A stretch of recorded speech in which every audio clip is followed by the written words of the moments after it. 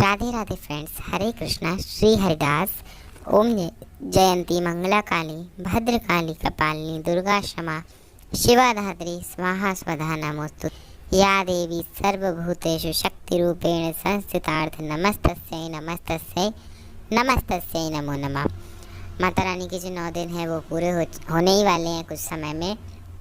सबने अपने घर में घट स्थापना की, जवारे बोए, माँ की अखंड जोत जलाई, व्रत का संकल्प लिया, पाठों का संकल्प लिया, माँ को खूब मनाया, अपनी मनोकामनाएं खूब माँ के सामने रखी, सब कुछ किया।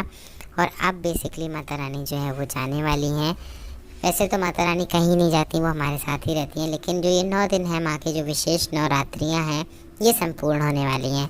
चौकी जो हमने लगाई थी, जो माँ की स्थापना की थी, उसका हमें कैसे विसर्जन करना है। तो देखिए, जिनके घर में अष्टमी पूजी जाती है वो अष्टमी पूज लेंगे, लेकिन अष्टमी के दिन चौकी का विसर्जन नहीं किया जाता है, क्योंकि काफ़ी सारे लोगों को मैंने देखा है वो अष्टमी पूज के अष्टमी के ही दिन चौकी का विसर्जन कर देते हैं। तो ऐसा करना बिल्कुल गलत है।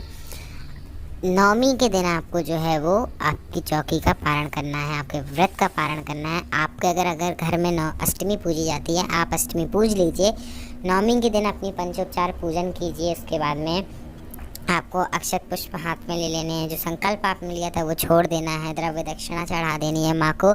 माँ से क्षमा याचना कर लेनी है कि जो भी हमसे 9 दिनों में भूल हो गई है, जो भी हमने गलतियाँ की हो माँ, उन सबको क्षमा कर देना। जो भी कमी रह गई हो वो संपूर्ण कर लेना। और अगले साल आने का फिर से वादा ले लीजिएगा कि आप फिर से हमसे सेवा लेने ज़रूर आइएगा माता रानी। इसके बाद में आपको क्या करना है, सबसे पहले आपको हाथ में चावल लेकर अपने नवग्रह पर छोड़ देने हैं। आपने जो वरुण कलश रखा था उस पर छोड़ देने हैं। अखंड दीपक पर आपने छोड़ देने हैं, भगवान श्री गणेश पर। और आपको अपनी माता रानी पर जो है वो चावल छोड़ देने, क्योंकि चावल से ही विसर्जन किया जाता है। माता रानी से आपको प्रार्थना कर लेने की, क्योंकि माता रानी की काफ़ी सारे लोग तस्वीर रखते हैं, जो विग्रह रखते हैं वो वापस अपने मंदिर में रख लेते हैं।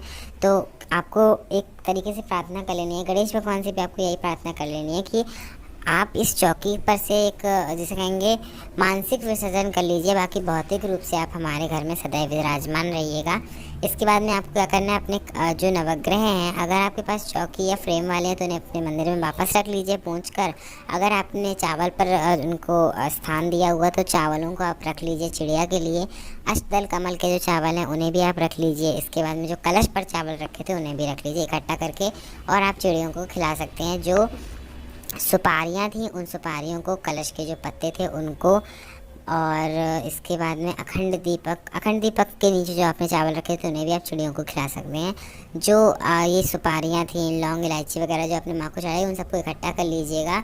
और उनको या तो आप भूमि विसर्जन कर सकते हैं या फिर आप जल विसर्जन कर सकते हैं, जैसा आपको उचित लगे। कलश का नारियल जो होता है उसके लिए काफ़ी सारे कमेंट्स आते हैं। किसी के यहाँ फोड़ा जाता है, किसी के यहाँ दरवाजे पर टांग दिया जाता है, किसी के यहाँ रख लिया जाता है, नवरात्रि की नवरात्रि रिप्लेस कर दिया जाता है।